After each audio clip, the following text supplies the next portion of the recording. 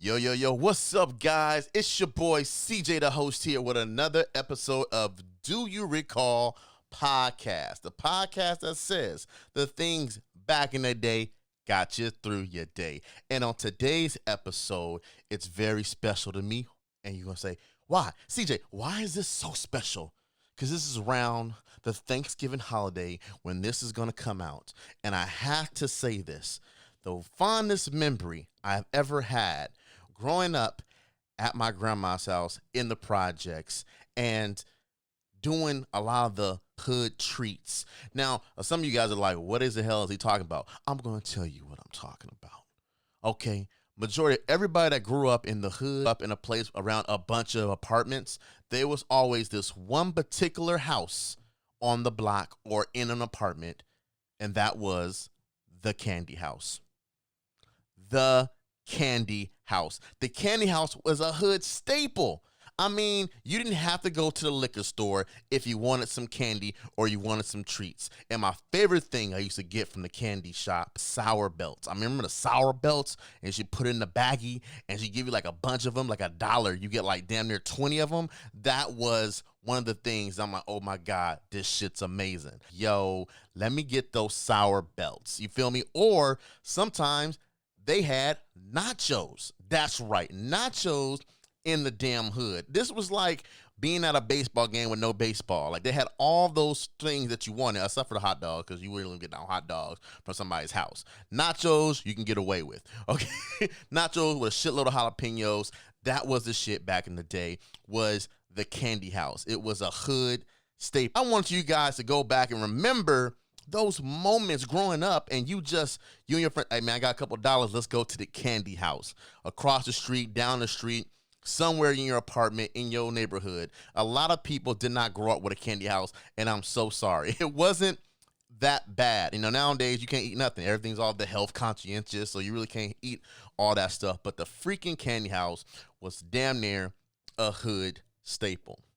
Now, the other hood staple, okay, one was the Cotton Candy Man. Oh my God. You guys remember the Cotton Candy Man that used to come down the damn street just with that big ass stick with the blue and the pink, or the, not red, but the blue or the pink cotton candy? I mean, the cotton candy be like $1, $2, and it's something you can share with your friends, your brothers, your siblings, whatever. It was cotton candy that was on a giant stick.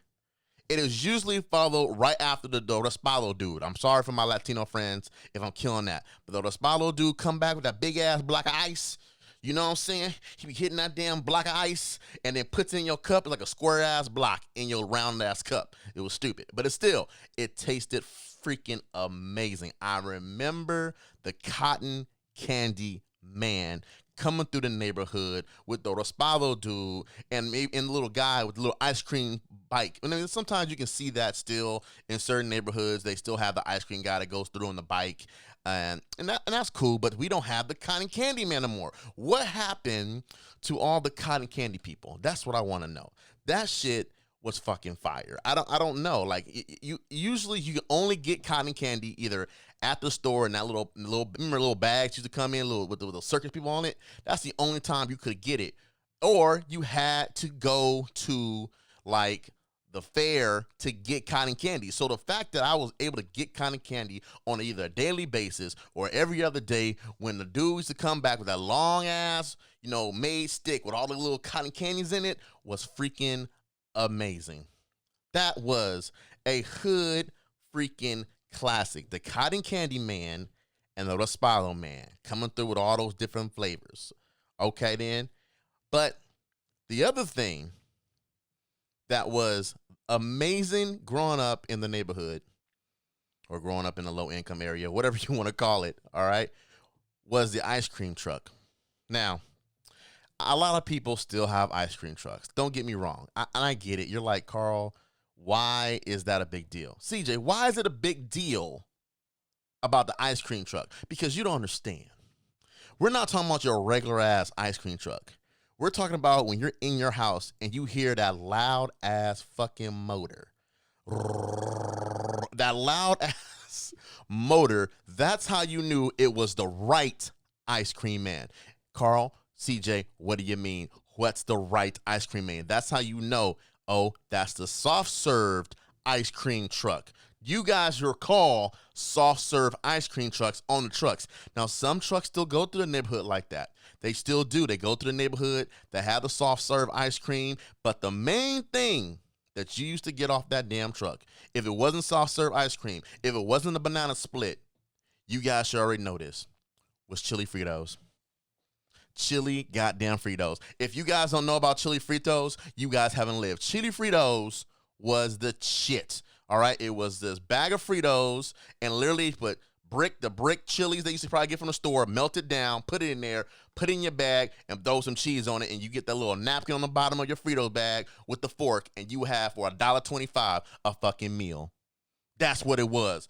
I love that. I love going to my grandma's house and be like, yo, let me get some fucking chili Fritos. There's actually an ice cream truck on my block in Linwood that still comes by once in a great while, not all the time now, and does that. They have the chili Fritos, and now they have the chili hot Cheetos. I don't understand. That's like the new age shit. I don't understand that. But I remember growing up and like, Grandma, can I have $1.25? I want to get some free. And that meal would last you. That little, I know I'm saying meal like it really was a meal. It wasn't a meal. But damn it, when you was hungry or you was playing tag in the neighborhood or hide and go get it in the neighborhood, okay, another episode, we'll talk about those hood games like hide and go get it, hide and go take it, sardines, another episode. But listen, that shit was amazing for $1.25. So basically for $5, you can eat all kind of food. You had your Raspado dude coming in, so that was like eating and drinking at the same time. You had the cotton candy person, so that was your dessert. And on top of that, you had the freaking ice cream man that came by, and you can get some chili Fritos along with nachos and chili cheese nachos on the damn ice cream truck. But it had to be the ice cream truck that had that big ass motor on the back, and you heard that over the actual ice cream freaking song. But let me tell you, the one thing that I also remember getting from the ice cream truck. Now, and this is gonna take some of y'all back. This is a do you recall moment. Do you recall? Here it is. You see this box? If you don't know what this box is, you are dead to me. If you don't recall this little ass box that looked like cigarettes, you gotta remember cigarette candies. Do you recall cigarette candies? They has these on, they either got them at the candy house, but more importantly, you probably got them on the ice cream truck. And it was like literally a pack that came open. And it had bubble gum, and what they did was they wrapped the motherfucker like it was a cigarette, and they were giving these to kids. How much they show? This is why people in the hood were smoking weed so much. Probably this is why they got used to it. you got used to it, but the only reason you even got the candy cigarette. Playing games as a kid, you might pretend like you're an adult, so you'll get these to pretend like you're an adult, and you just did it for one thing. Was the puff. Hold on. I'm going to try to do it for y'all on camera. Hold on. You couldn't see it. A little bit puff came out. They used to pack this stuff with this white, I guess, sugar powder. And then when you blew into it, smoke came out. You only got one puff. So you used to go through the whole pack and be like, oh, there it is. I'm sorry, I just blew one right now. You get to go through the whole pack and see who can blow the biggest smoke. That shit was fucking amazing. I don't understand. I never smoked cigarettes in my life, but I smoked these motherfuckers. I didn't smoke them. You just blew them once and then you just unwrapped it and you ate the damn thing. Like these were literally candy cigarettes. So do you recall candy cigarettes? They never made candy joints. I wonder why they never made candy joints but made candy cigarettes. The tobacco industry is a motherfucker. I'll tell you that much right now. But oh my God, these bubble gums right here, and they only last you about like 3 or 4 chews, then you spit it out. That's why you had to get a whole damn pack. But they had different flavors. They had like grape, they had cherry, all those different flavors in the pack, right? So do you recall the freaking bubble gum cigarettes from the ice cream truck with the giant ass motor on the back that made all that damn noise? That made that damn noise. Do you recall that? I hope you do. I hope you do. That is a hood classic moment right there. But the biggest do you recall moment today, the biggest moment is this. Do you recall the donut van? The donut van, the donut van. If you don't know what the donut van is, either you didn't live in LA, you didn't live in the ghetto, or live in the hood, wherever you want to call it.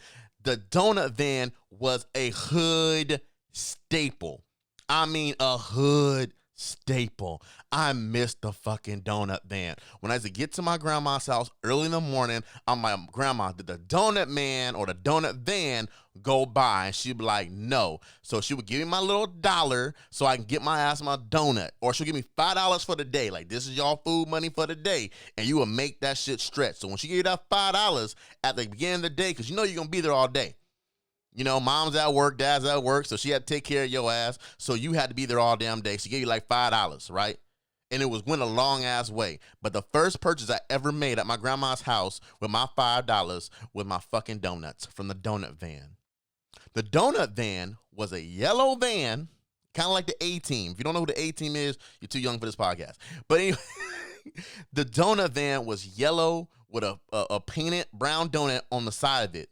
And then when it parked, it used to open up double doors of the back of the van, and it had these giant ass drawers in the back of the donut van, and whatever flavors you want had its own drawer that they will pull out. And it was some of the warmest, fulfilling donuts you have ever fucking tasted. Like, to this day, I'm like, where's that taste at? Like, we got Krispy Kremes and Winchell's and all that shit. Fuck that. The hood donut van. I don't know who they were. There's probably some mom and pop spot that said, let's do this. And nowadays, we have food trucks everywhere. Like, food trucks everywhere. We barely have any donut trucks anywhere. And everybody wants to do, like, the crazy donuts. Let's get back to the original shit. Maple bars. You know, let's make that shit taste good again. Let's make regular ass donuts taste good again. I sound like Trump. Let's make donuts great again. But the donut van was a fucking staple. It was a staple. And I'm so sorry for those who never had a donut van. You never get to experience this shit. And I'm so damn sorry. The donut van was so fucking classic. If your friends told you, your friends probably don't remember this, but I do. That was the first time you experienced crack. I swear to God, because you're addicting. The donuts were fucking addicting. I swear to God, I don't know what they put in it. It had to be crack because it was like a fucking amazing feeling to eat these damn donuts. But the donuts at the time were like 50 cents, 25 cents. But the donut holes, you can get $1 and get like damn near 20 of the damn donut holes. So you start off your you start off your morning with your $5 for $1 donut van. Okay? So either you can get 2 donuts or 1 donut for 50 cents. 50 cents. Not nowadays, it was like $3 per donut. It's ridiculous, right? Then later on in the day, the ice cream truck will come back and you can get your, nachos, or you can get your chili Fritos, or your soft serve ice cream, or if it's summer, your banana splits. All right, and that was like almost like your main course. And towards later the day or midday, also you had the cotton candy man that came by, and you was probably on the tail end of your money. So you know if you should get cotton candy or not, or you just share it with your friends or share it with your family members. But the biggest do you recall moment of today's podcast is, the donut van. Do you recall the donut van? Oh my God. Well, I am so happy I can take you down this memory lane with me. I am so happy that some of you guys probably do remember the donut van. Some of you guys do remember the Raspado man. You do remember the cotton candy house cotton candy man, and you do remember the candy house. These were staples. These were staples. And I'm very happy that I had these growing up in my childhood, where it was, that was the first glimpse I felt like supporting small businesses. Like, I didn't go to Winchell's. I didn't go to Yum Yums. I waited for the damn donut van to come to get my food, to get my donuts. I was supporting small business at a young age, and that's back in the day where you can play all damn day and not have to worry about if your ass was going to go hungry, as long as you had about $5 on you. And back then, people shared. People did share. Nachos, shared. No, you don't chili cheese Fritos.